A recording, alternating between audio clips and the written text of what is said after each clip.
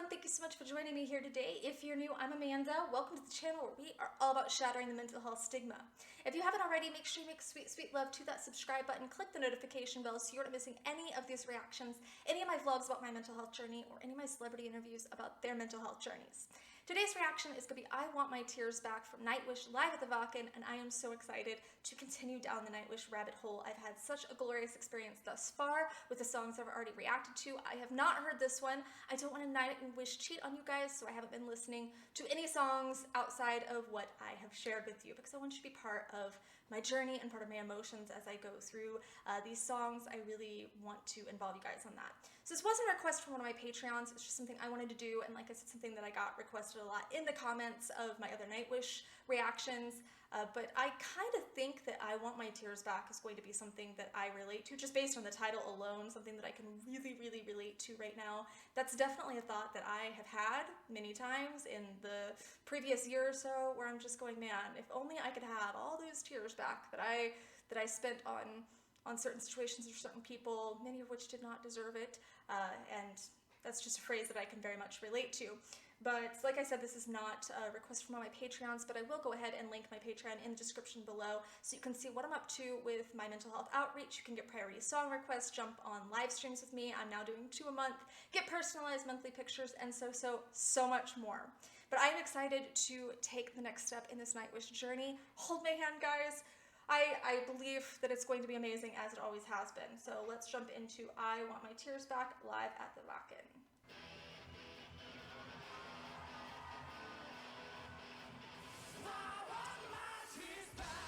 Right into it. I love it. Just jump right in.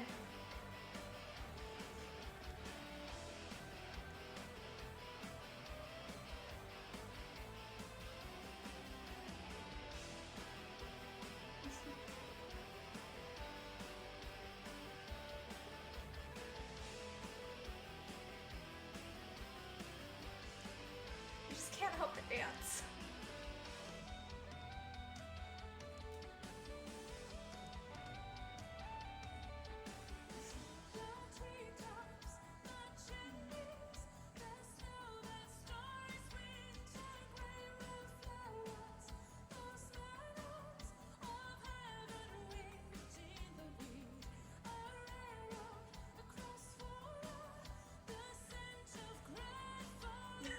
What are they talking about?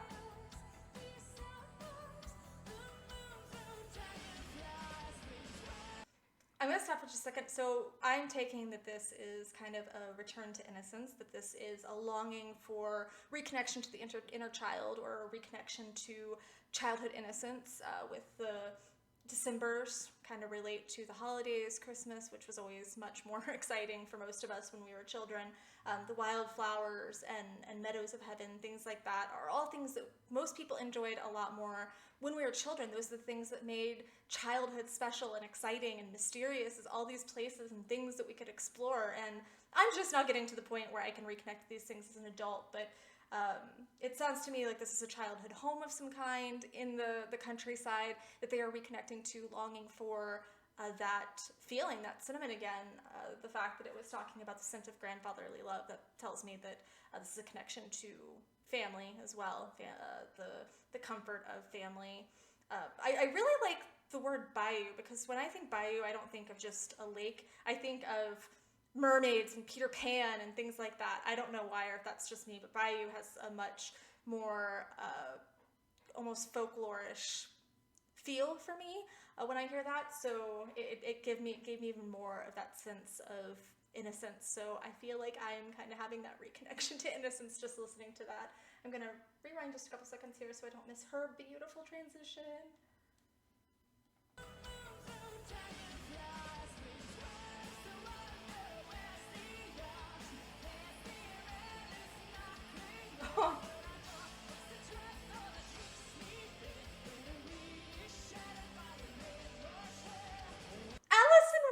Alice Through the Looking Glass, depending on whether or not you're more of a movie person or a book person.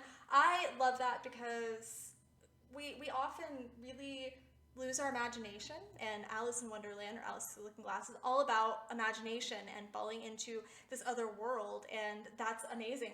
where's dear Alice knocking on the door? Where is that connection to our imagination and to the madness of childhood, to the madness that might have grown in us over time? I mean, there is the level I always did correlate, even as a young kid, Alice in Wonderland, to mental health because of my own journeys that I had and the descent into madness and the descent into different mental health symptoms. So I definitely could correlate there, but let's be real, we can also correlate Alice in Wonderland into drugs as well. Marijuana, hookah, mushrooms, etc., etc. So I think that there's a lot of implications that can be had there just with the mention of Alice.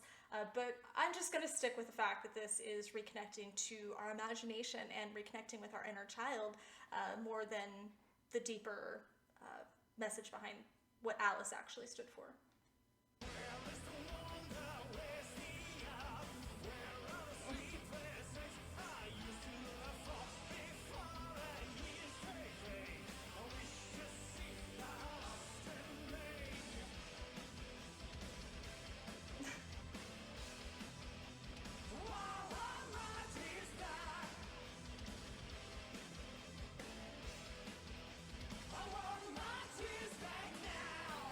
No!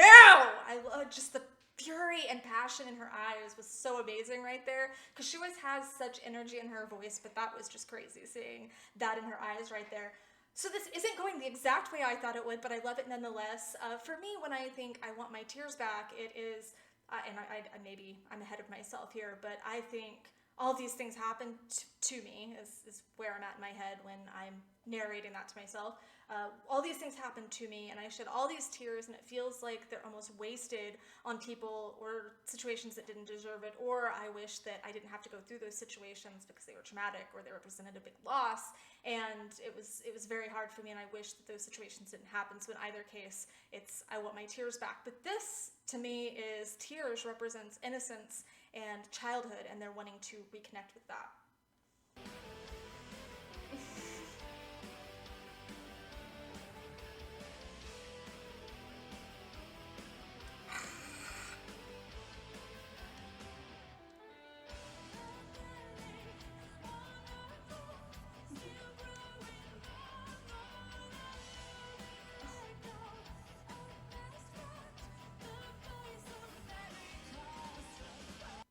The voice of Mary Costa, that was Sleeping Beauty, Princess Aurora from Sleeping Beauty. That was the actress that voiced her. So it very much is the reconnection to that fantasy world, to a world of princesses and fairy tales and that innocence that many of us lose, those things that we connect to as children but then feel ashamed to connect with as adults. So that was a nice little nod there. I liked that. The ragdoll, a best friend. So I don't know if a ragdoll and a best friend were two separate things there, but for me, when I was young, I very much was kind of the lone wolf. So I didn't grow up all alone. I did have two parents that very much loved each other and me, but I didn't have my first real friend until I was probably 9 or 10. I didn't have friends when I was really young, so for all intent and purpose, I grew up alone in my social world, and then I was still very much an outcast and a lone wolf even through my adolescence. So there were times where my stuffed animal, I named him Hooker after the show TJ Hooker, just to be clear,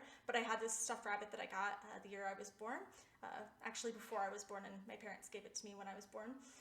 And there were times where he was my best friend, where that was all I had, when my parents were doing whatever it was they were doing and I didn't have friends to connect with, that stuffed animal was my best friend. And I still sometimes, when I'm having a really hard time missing my mom or even going through cravings or whatever, sometimes Hooker still comes out and I still cuddle with him. And I don't share that, actually. I think I've shared that with a couple of people really close to me, but I feel comfortable enough that I can share that with you guys. And that, in a way, is my way of reconnecting to my innocence and to my childhood and to that comfort and security that I felt back in those days. But it is tragic when you feel all alone. I mean, in my adolescence, there were times where I felt like my chihuahuas were my only friends, and I connected with them and clung to them because I desperately wanted to go back to this time where my biggest worry was whether or not there was going to be another season of Darkwing Duck, or my biggest worry was whether or not I was going to catch a new episode of Rosie O'Donnell that NSYNC was going to be on after school back in the 90s. And at the time, I wanted so bad to grow up, and now I'm sitting here going, can I please go back to that? Because I miss those days. I miss the innocence. I miss the curiosity. I miss the not having to worry so much. I miss when my mental health seemed a little more manageable, other than the times where I went through the bullying. I definitely did have mental health issues growing up, but it seemed more manageable because I seemed to have, my parents and that love that I needed, and it's been a lot harder in my grown-up years. But I like the tip to Mary Costa there. That was a nice touch.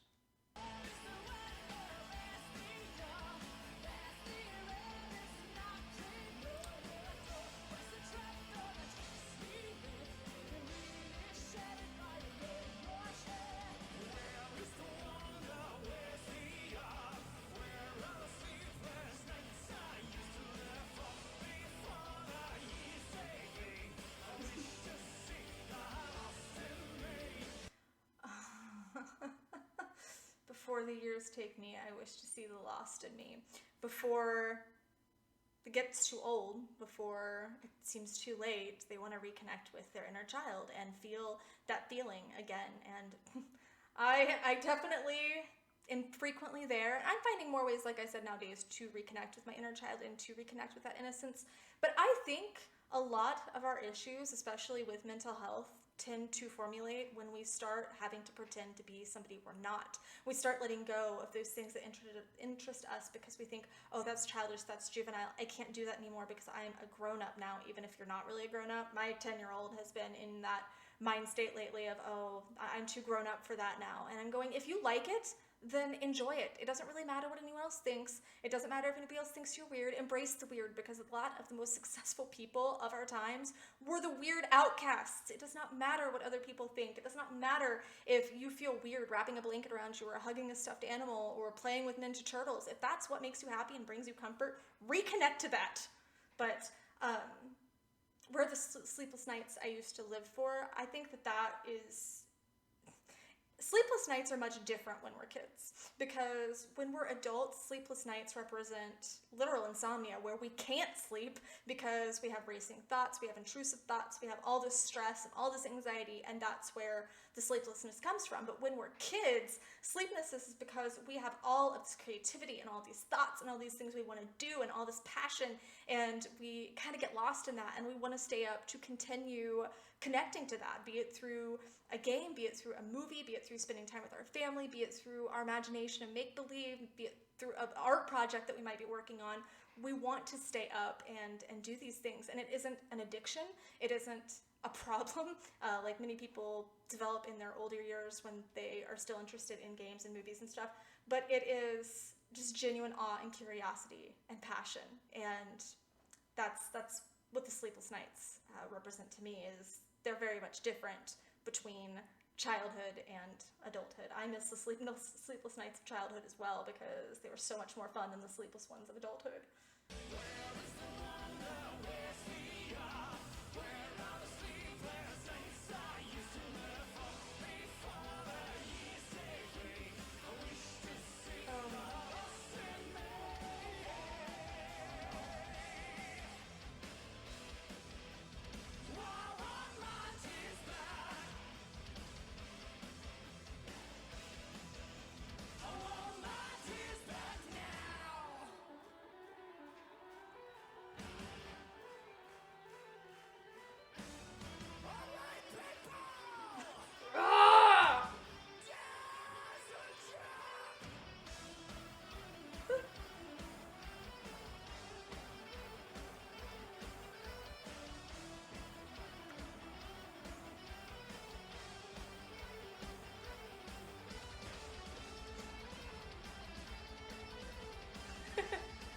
Their smiles are so contagious.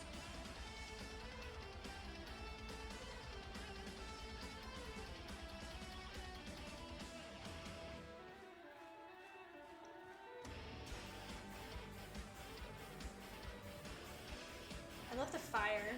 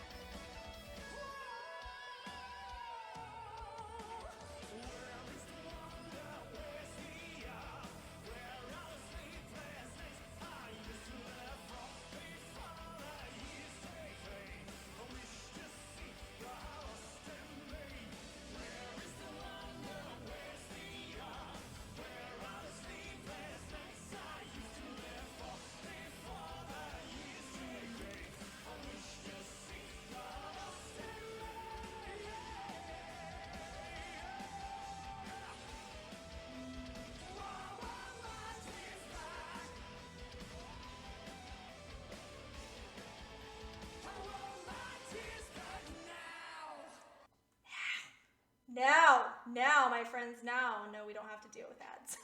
Sorry, I do not have YouTube Red, so I have to deal with ads when I watch.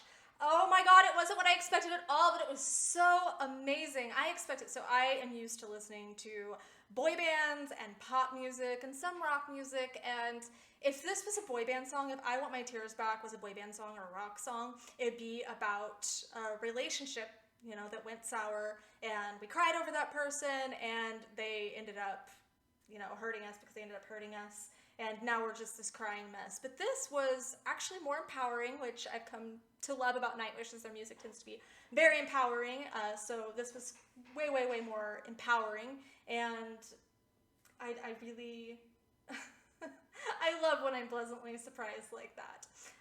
I think that the music in general, the melody had, and I love this because of the theme of innocence, had a very fairy-like nature. It just felt very fairy-like this is what you dance around a campfire to while dancing with fairies, or something to that because that's what I imagined in my head when I was listening to it. The whole entire time that there was melody without lyrics, I'm just imagining myself dancing around a campfire with fairies and just reconnecting to that long-lost longing.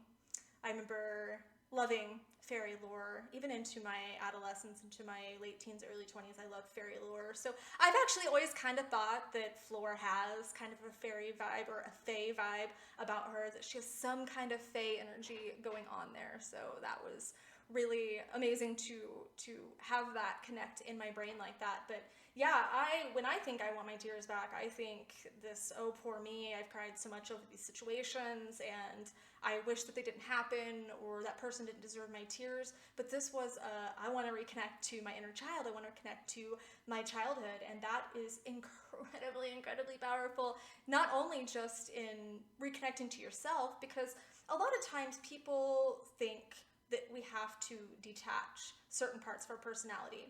I was having a conversation with someone not too long ago, and we were having a mutual interaction of thoughts, exchange of thoughts, as far as the usefulness of our dark passenger, shadow, or whatever you want to call it. But we all have this darkness, this dark side. We all have an inner child, and how we connect with them, and how we interact with them, and how we let them take stage, you know, where we allow them to have their voice and their time is really, really powerful. We can't shut those parts of us out, because if we do, we'll shut out part of us, and it will create mental health issues. Because if we constantly feel like we have to be an adult, and this is what an adult looks like, and we can't have fun, or we constantly think we have to shove that dark part of us down because we're afraid of it taking over and doing terrible things, and recovered addict here who almost lost her life to suicide, I get how those dark thoughts can take hold, but there are ways to give that darkness or our inner child a voice and time on the stage without letting it have a negative impact on our life. It can actually be quite positive, and I think I found a pretty fair balance of that, and that's exciting. I really want to hear what your inner children like, and how you interact with your inner children. And if you haven't in a long time, I want to know in the next 24 hours how you are going to do so. So as always, feel free to share your mental health stories in the comments below, because that is how we shatter the mental health stigma, is just by talking about it. But also, I'd really, really love to hear about your inner children. I shared some about mine. I'd love to hear about yours. So make sure you share your story here in the comments. Share this video. You never know who needs to hear the message. And as always, if you need someone to talk to, please know you're not alone. You can message me. You can connect with people. It's never too late to start a whole new life. I love you guys so, so, so much. Mwah.